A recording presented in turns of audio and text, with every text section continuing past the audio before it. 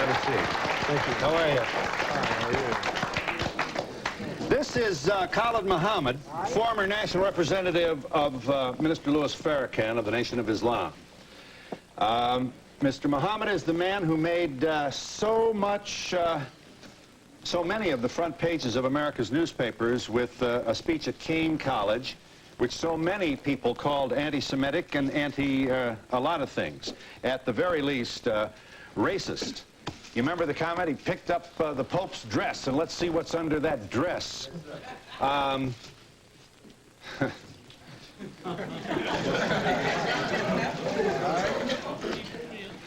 Here's what you said about Colin Ferguson, the man who shot a Jamaican black male who shot 6 people on the Long Island train. Mr. Muhammad speaks.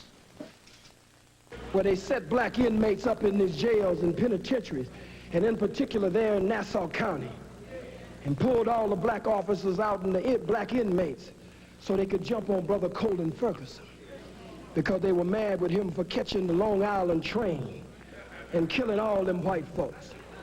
I love Colin Ferguson.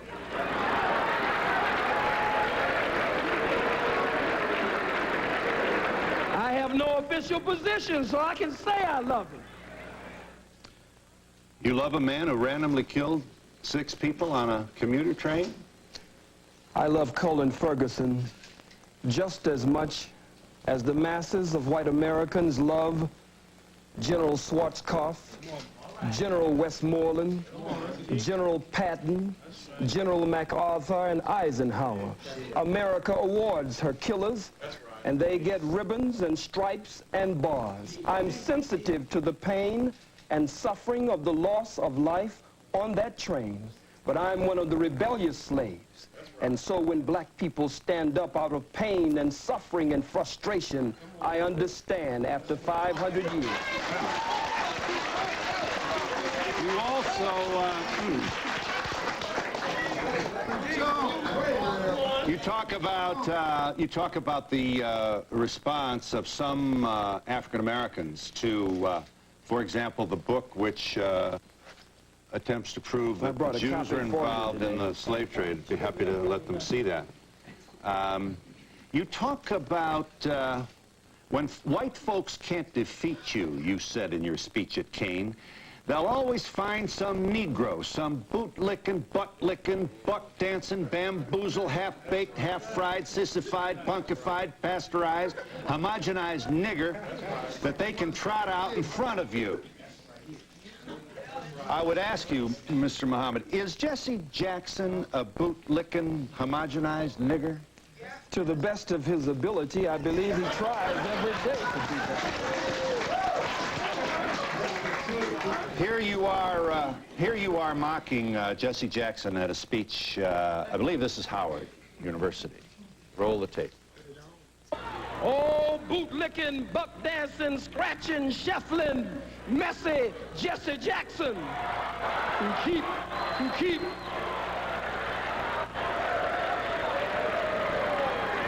I am a somebody.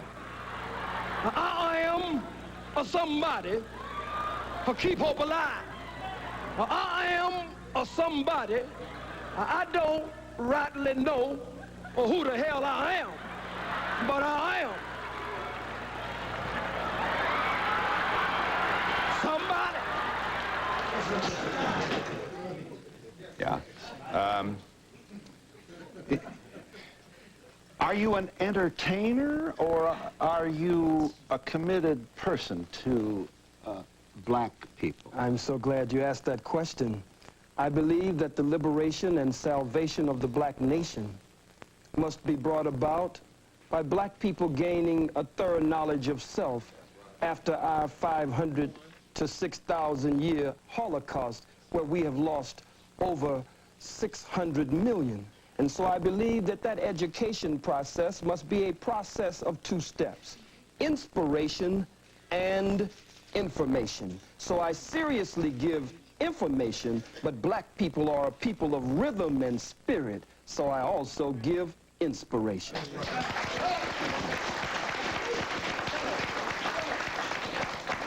From your speech at Kane College in 1960, Chief Luthuli, the head of the ANC, received a Nobel Peace Prize, you reported to your audience, reminded them, for nonviolent struggle. Yes. Just like Mandela just received it with F.W. de Klerk.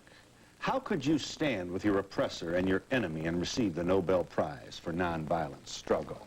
You have, you do not support, then, Nelson Mandela's strategy in the struggle to free black people in South Africa?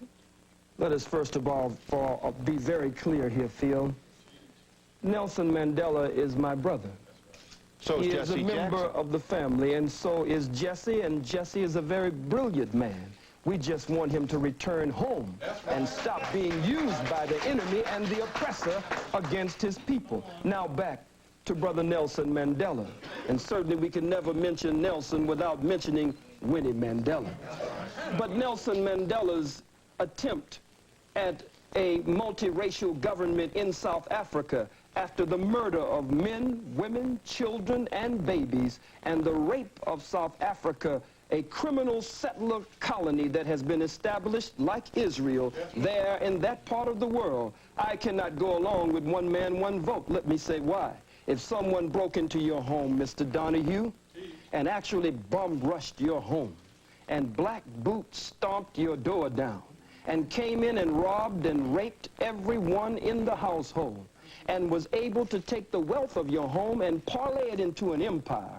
This is an invader. This is an intruder. This is a murderer. This is a burglar. This is a criminal. So you have no responsibility to share your home with them after they broke in and committed the crimes that they did. You want, you said about South Africa, we give him, that is to say white people, 24 hours to get out of town by sundown. That's all. If he won't get out of town by sundown, we'll kill every white that ain't right that's in sight in South Africa. We kill the women, we kill the children, we kill the babies, we kill the blind, we kill the cripple, we kill them all. We kill the faggot, we kill the lesbian, we kill them all. You say, why kill the babies in South Africa? Because they're going to grow up and oppress our babies, so we kill the babies. Are you seriously presenting yourself as a man interested in the future of your people with this kind of rhetoric? I'm just as interested in the freedom of my people as I am in the self-determination or the Kujichagulia, self-development, them being self-defining, self-respecting, and self-defending.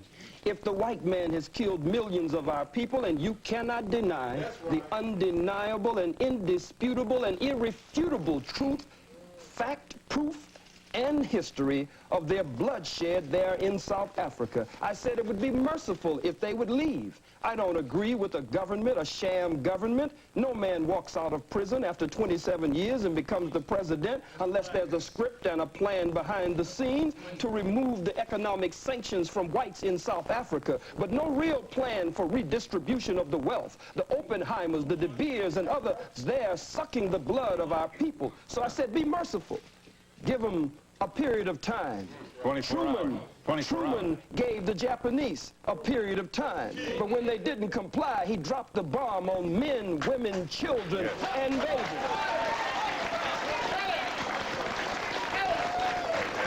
I make no apology for that statement. I believe that the invasion of South Africa was an act of unprovoked war. One nation against another nation. And nations must fight for the self-determination. They had no business there, Mr. Donahue. Yes. Would you like to see Aristide return to Haiti to his rightful, duly elected position as president? From what I have learned and studied of President Aristide, from what I can see and those I've been privileged to talk to who are close to him, he appears to be a very sincere man. He appears to be a man who really loves our people there and wants to see our people breathe free and correct the problems that colonialism and other disruptions is very definitely at the root of. However, Phil, I do not want to see my beloved brother, President Aristide, returned to Haiti by the power of a Bill Clinton. because if Bill Clinton can help to return him there, he will always attempt to be the puppeteer who will pull the strings and try to dictate to my brother how he should carry out the affairs of government there. Mm-hmm. Your comments appear to bespeak a political position in which you have no interest at all in reaching out and hoping and working for a multiracial community of harmony and peace. Am I correct in saying you have forsaken that ideal? My arms are tired, Phil.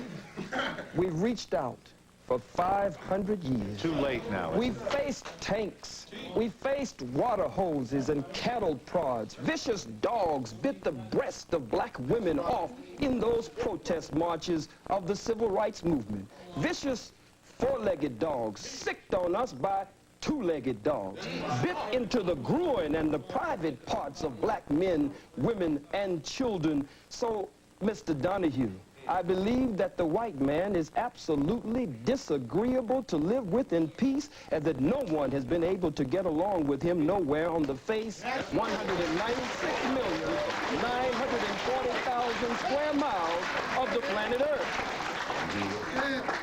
And so you will continue this rhetoric. You will continue and action. And action.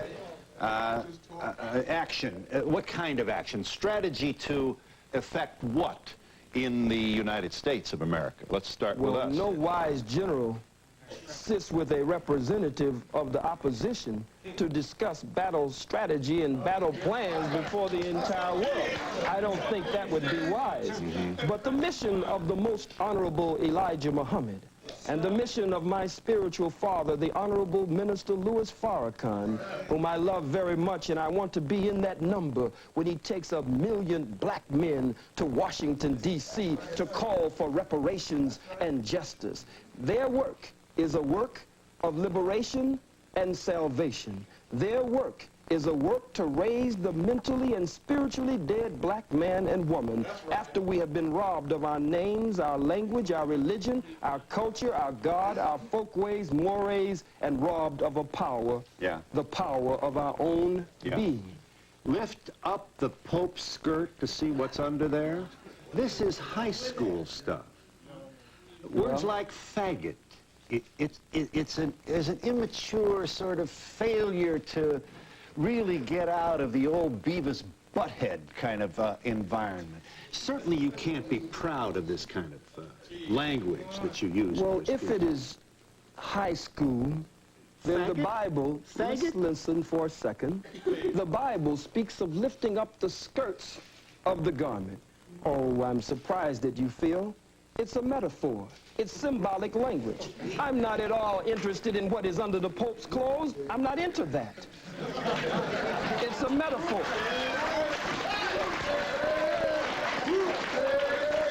Let's see what's under there. But it is a metaphor to say, let us expose the Pope, according to H. Shelton Smith, President Emeritus of Duke University, in his book entitled, In His Image, quote, the Catholic Church and the Pope were directly involved in the institution of slavery. They financed slavery and gave the okay that it was good business to sell Africans. Lift up the skirts of his garment so that we can see the shame and reveal what has been hidden. But it has nothing to do with sexuality whatsoever. Well,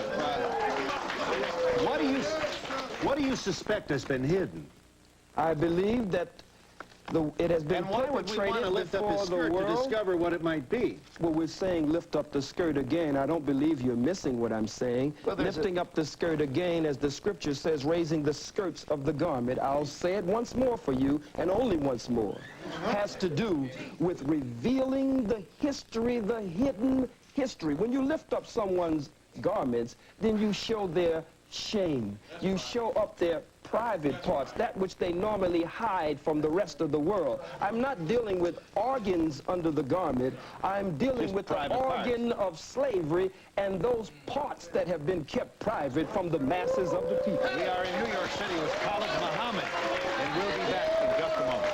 is just one of the comments that provoked the Anti-Defamation League to take out a full-page ad in the New York Times and other newspapers. What the ADL did essentially was publish in the New York Times some of the things that you said. Here's a part, this is an audio tape, of part of your speech to Kane College last November that created such furor. Khalid Muhammad speaking. The hook-nosed, bagel-eating, lox-eating, imposter perpetrating a fraud, Johnny-come-lately, just crawled out of the caves and hills of Europe, wannabe Jew.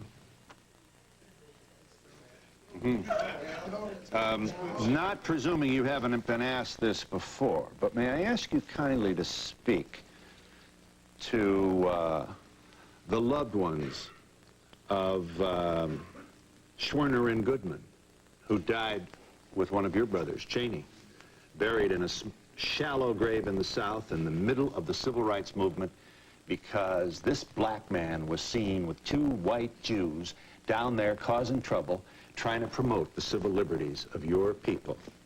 Two Jews found in a shallow grave. I happen to have met the mother of one of these very brave people. And when she sees this, we can only speculate what must go on in her heart. You would want to say what to her? I don't have anything to say to her. You just condemned all Jews with that observation, with this alliterative kind of Jew bashing that so excites your largely male audiences. Well, I wonder why. It means that I speak the truth. I speak to the pain and hurt of the masses of black people. I speak that which many of them wish they could say. That's why they cheer and applaud. Speak to Mrs. Goodman. And I speak that also, Speak to which Mrs. many Goodman. of them only whisper behind closed doors. I think it is very arrogant to put this on the screen, and for you and for others to attempt to tell me, one of the Holocaust victims of the African Holocaust, displaced in the death and decadence of the diaspora of the Western world after having been robbed and raped and murdered, to tell me how to hurt. These are strong words that you put on the screen, but you cannot tell the aggrieved and the victim. As I was talking to Brother Malik Zulu Shabazz, the young student warrior from Howard University, and we were going over this. And we said, how do they expect to tell we who have suffered so much how we should speak? When you're hurt, you'll say faggot, you'll say cracker, but you don't want to give me time to say where these terms came from and how they apply to your people here in America. If it is true that I don't want to give you time to explain the etymology of these words, it is also true that you apparently don't want to respond to my question regarding the loved ones of two Jews who lost their lives to stop the diaspora of the black people. I don't know. Do you have any? I don't know why they were there, and you don't know why they were there. But Really? I must say this. So you're wondering whether they were there for your people? I'm not wondering at all about them. What do you... I'm concerned with the suffering and the pain of the masses of black people. No one wants to pay reparations. The Jews received over $100 billion in reparations and gets $4 billion annually. A Holocaust museum was set up for them on this soil for over $200 million, and they get $21 million annually just for operating expenses. But the Catholic Church, the Pope, the Jews, the Arabs, white people in general, no one wants to pay reparations to these, the sons and daughters of Africa. So I speak to them. I don't speak. I speak to them.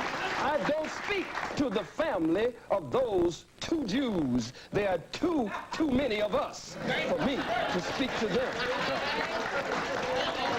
You don't want to take any time to make any particular We've given statement. all the time we've been in America. Now it's time we do something for ourselves. We are the same people, Phil, that when you beat us and rearrange our eyeballs in the socket and rearrange our face and beat us and stomp us before the world, we're the same people that get up because God just made us with tender and sensitive hearts as his chosen people and say, well, can't we just get along? Be united.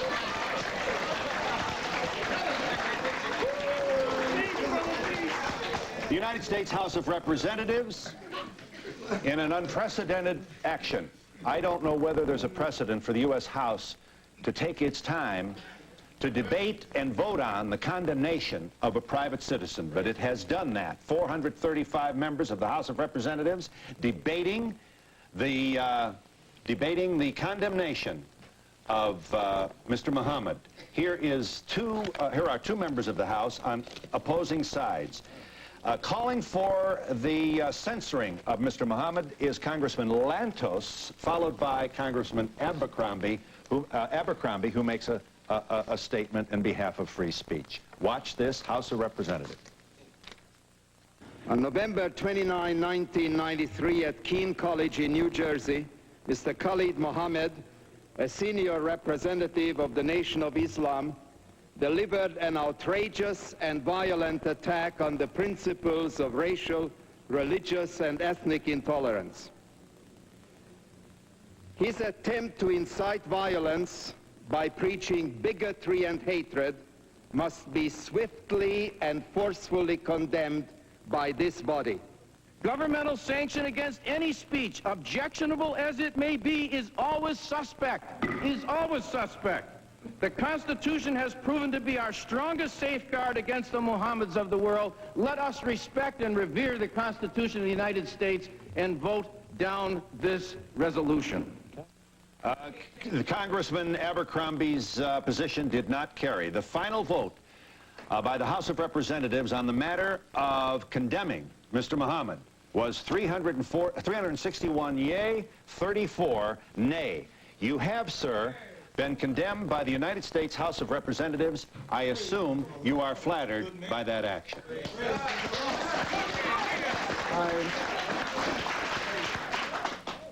I believe that my ancestors, I believe that the blood that cries out from the grave of my ancestors who went to an untimely death at the hands of the white wicked slave traders, I believe that they cry out. Their spirit is around me, and their spirit emanates from me. And I believe that as a righteous man of God, but as a freedom fighter and a revolutionary, it is one of the greatest honors that could be paid. And we'll be back in just a moment.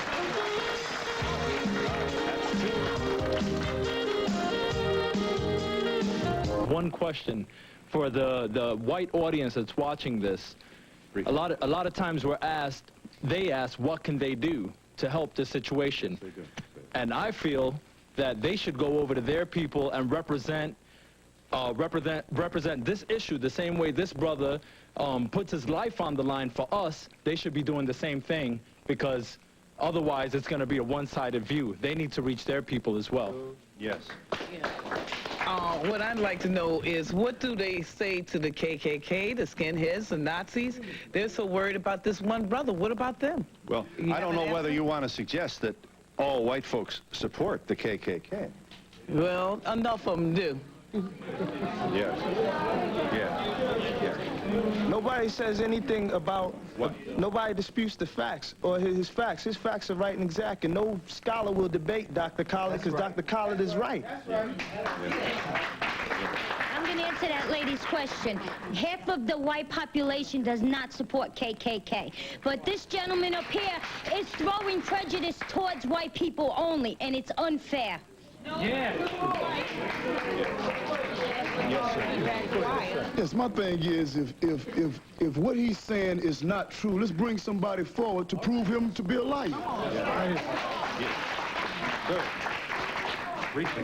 Muhammad, can you please tell me why it's blacks who are killing hundreds of thousands of blacks in Rwanda and other places? And can you please tell me why from Haiti, blacks from Haiti are just risking their lives to come here to the United States of America? I'll tell you if I get a chance. Black people have been robbed, as I said earlier, of a knowledge of self. And when you rob people, sir, of a knowledge of self, then it means that they start to take on the characteristics and the nature of their oppressor and their colonizer. And his mind, by automatic, systematic, remote control, rules in our people. He gives them the guns and the weapons and the drugs and the alcohol, the way you did our brothers, the red man and the red woman, brothers and sisters, the way you did our Latino brothers and sisters, and then you pit one against the other and then say, look at what these people are doing.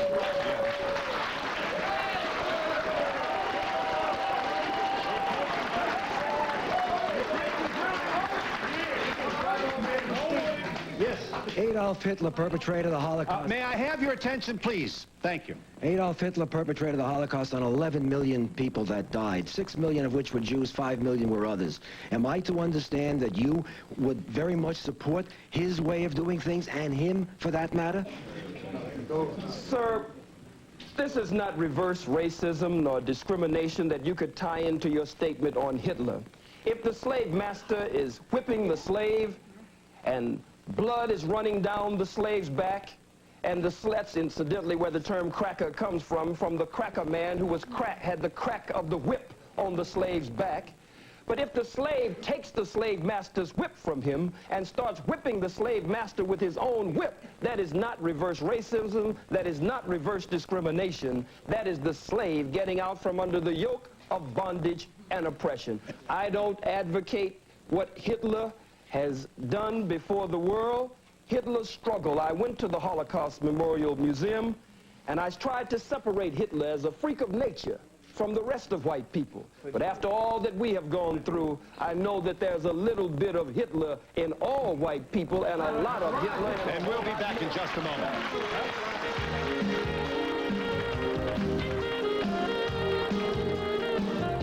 To the Jewish brother up there, well, not brother, but the Jewish man.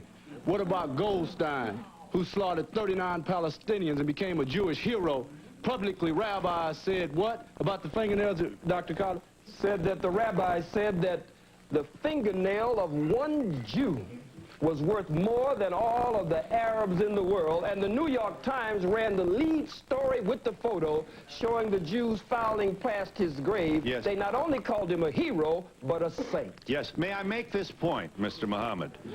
The atrocity perpetrated by Goldstein was roundly and publicly condemned by the entire leadership of the Jewish community in America, as well as the leaders of the state of Israel. Let me ask you this. They publicly condemned that action, and I can't even get you to look into the camera and convey even the remotest notion that you have in your heart some love for two Jews who died trying to save black people in the South. I speak of You cannot get me to look into the camera and do that. Yeah. May I ask you to kindly speak to that? You cannot get me to look into the camera and show love for two Jews. I don't even know them. I live with this pain and suffering every day among my own people. Look at our babies. They're in the Oakland, in the Bay Area. They're watching Schindler's List. You have your Schindler's List, but for us it's been a swindler's list because someone is attempting to steal our birthright. They stopped the movie. Take our babies out of the movie as though it's such a moral outrage. And then Spielberg comes in. The governor comes in. What about the statements of the Jew, Howard Stern, the comedian, Jackie Mason? What about Moshe Dayan? What about the fact that members of the Senate have made racist comments and Congress, and they were voting against me, but they were not brought up by their own colleagues in that so-called august body? Yes. Hello. What I'd like to point out is, just as you said that you can't judge all black people by one person, you can't judge white people by just Hitler. What you have to realize is that we're in a diverse nation, which is America, and we have a lot to learn from everybody in this room. I feel I do, from all black people, all white people, and anyone else who happens to be in this room with me. America's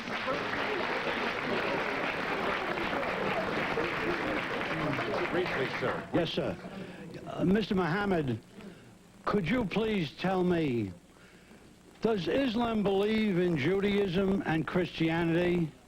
And under Islam, are Jews and Christians are people of the book, Do you believe that? And further, do you believe, sir, that one people and one book sent by the same one God? And you referred to the people up front that they are your brothers. Is it possible, Muhammad, Mr. Muhammad, that I am your brother also? And is it also possible that we are brothers truly responsible for each other? Is that possible? The Holy Quran says that the messenger of God believes in what has been revealed, and so do the believers. And I am a believer. In Islam, we believe in one God whose personal and proper name is Allah subhanahu wa ta'ala.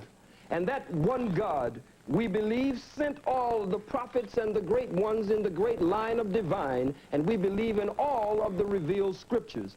I don't know you, sir. I could feel that if you were attempting to live according to the law of God, then you might be my brother in the faith, but not my brother by nature. That's right. Mr. Muhammad, are you aware, Mr. Muhammad, that the courts-martial system on or about or in or about World War II condemned many black sailors for their involvement in handling munitions, where many of them died as a result of their handling these munitions? Would you believe, Mr. Muhammad, that the Jewish war veterans that I'm proud to represent took this issue on, and we have condemned the United States Navy as it relates to the deaths of these sailors, and we have condemned them for their continuance, dishonorable discharge of these black sailors? I ask you, Mr. Muhammad, what have you done on this specific issue? Well, it's kind of difficult to believe you on anything, but I would say this, that I do know that during that same war, that America was, as is today, so racist until the German officers, when they were captured, could eat in the same mess hall and have the same accommodations as the white American officers. But the black troops were segregated, couldn't come into that mess hall unless they were scrubbing the floors and washing dishes. So it was a white man honoring another white man, though one was American and one was German, and they were supposed to be enemies. There was still a tie that was able to bind the two together. And we'll be back in just a moment.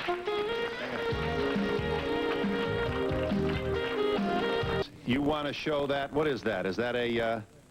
It's a black man being burned alive with an audience like this cheering and applauding and tiptoeing to get in the picture. Mm-hmm. Yes, ma'am. Yes, hi. Yes. I'm representing Queens College, and everyone is talking about what's been denied, but the problem that we have as students is our history is not being taught in the textbooks. Right. And by me being a student and a citizen of America, I would like to know, when is that time going to come so you can learn about my history and understand my people? We are not in your books. Yes. Sir. Yes, Phil, I like to say that, you know, what he's saying is being backed up by Jewish scholars as well. This is not only the information that Khalid has. Jewish scholars have the information. I'm from Fort Worth, Texas. He came to Fort Worth, Texas, where the police department is killing black men wholesale. 6 black men have been killed in less than a year. But through his effort, there's been a change on the gang members' part in our community. So we appreciate Brother Khalid. This gentleman wanted to say. Yes, sir. Being an educated college person, I see that you can always bring up events like this, where people have been killed and mass murders from all people. Let's learn off the past and not make high school comments like yours and put down Hitler-like manners and try to form peace and learn off the past and from the future. Sir, you wanted to say. Sir. Right here. Yes, sir. I'd like to see us lay to rest this whole notion of anti-Semitism. The one thing that is an incorrect statement. Because the whole idea of a Semites were people who lived in southwestern Asia, including northeast Africa and the Arabian Peninsula, who spoke Ugaritic, who spoke Ge'ez, who spoke Ethiopic, spoke Hebrew, who spoke Arabic. Those are our people. We are a Semitic people, therefore we cannot be anti-Semitic.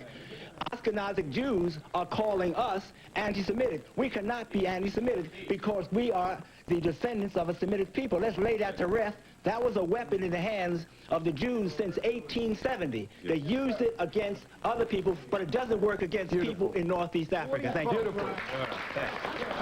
Sir, I get it. Let's put something on that. Beautiful. I can't believe exactly what I'm hearing. We went to war in World War II to fight for the freedom of speech. We didn't fight for freedom of speech of hatred.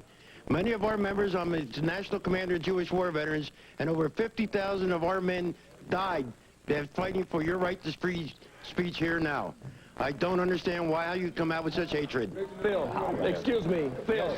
Mr. Muhammad. Sir. You make me sick to my stomach with that. Because at the same time that you were fighting, you were not fighting for the freedom and independence of black people.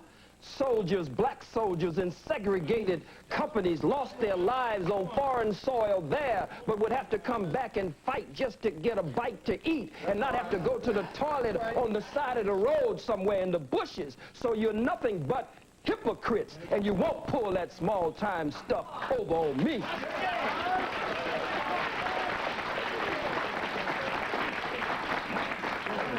Yes, ma'am.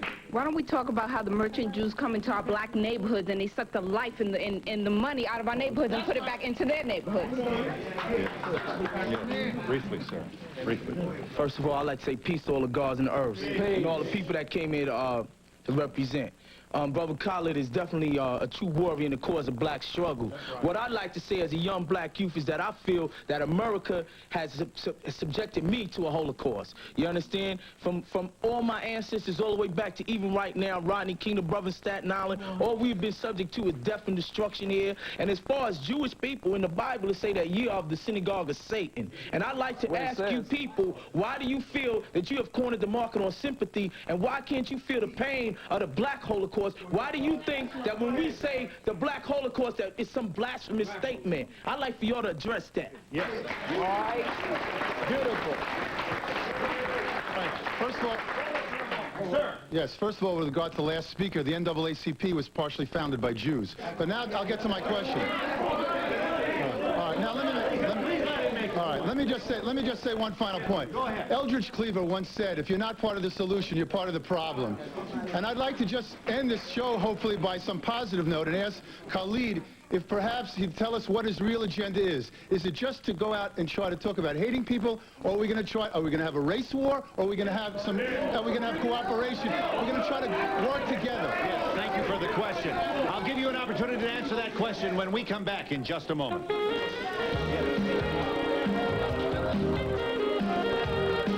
To our agreement with Khalid Muhammad, I'm pleased to share this number with you. This is the Black African Holocaust Council 800 number.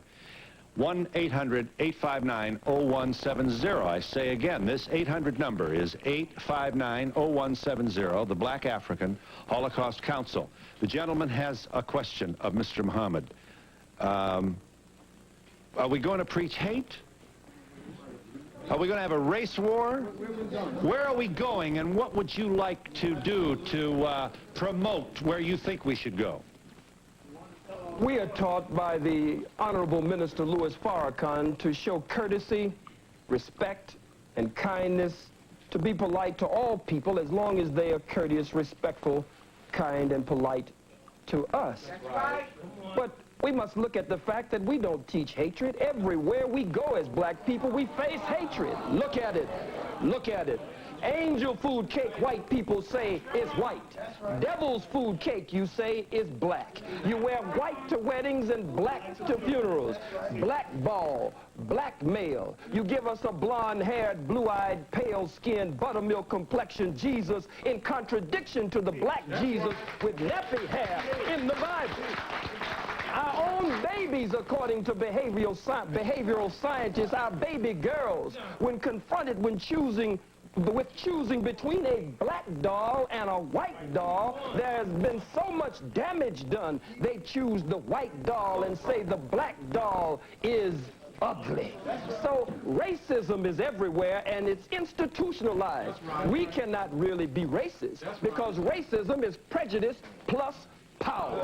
Nothing I say up here nor anywhere in the world will impact, stop fronting, will impact on any white folks in this audience, on your job, in politics, in economics, in housing, in the society. We don't have the power to do that, so we cannot be racist. You know what I'm saying?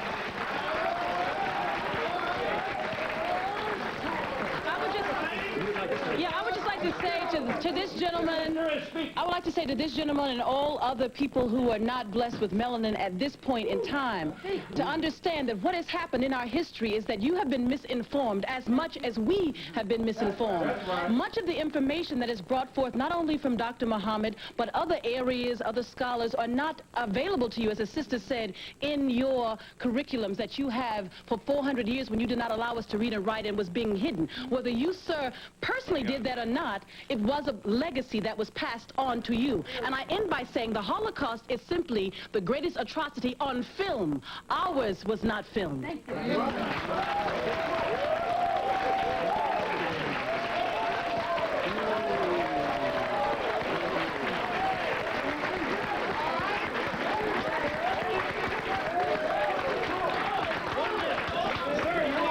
Yes. I don't understand Islam. I am a Christian. May I have your attention, please? Certainly. But I am a Christian, and you mentioned Jesus. And let's go back historically and see what Jesus did. Jesus died for me, and he died for you. Jesus is a God that loves all men, and all men are created equal. I just wanted to answer the gentleman over here's question. This young man wants to answer you. With respect to the race war, there will be a battle between black and white. And I fast and pray today that God, Allah, in his good time, remove all white folks from the planet Earth. And we'll be back in just a moment.